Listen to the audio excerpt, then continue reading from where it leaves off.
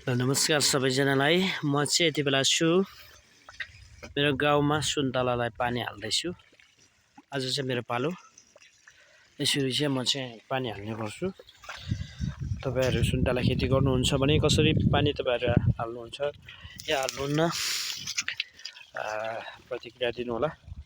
यो हालै कस्तो छ, बोट चाहिँ निकै राम्रो छ, रितिसकेको छ। र मैले आज बिहानदेखि पानी हाल्ने काम गरिरहेको छु र केही समय पछाडि मल पनि हाल्न पर्छ यसलाई चाहिँ। अनि यो बोटमा पनि यसरी हालिरहेको छु मैले चाहिँ। यसरी पानी चारैपट्टि खन्ने अनि पानी जम्मा हुने। जस्तो 2 धाराबाट पानी आइरहेछ। लगभग 14-15 घरको 15 दिनमा पालो आउँछ। यसरी आज चाहिँ मैले सबैलाई सुन्तलालाई पानी हालिसकेको छु। यो पर देखिएको सुन्तलासम्म मेरो हो। अहिले चाहिँ सुन्तला सकिसकेको छ, सबै रित्तो छ है।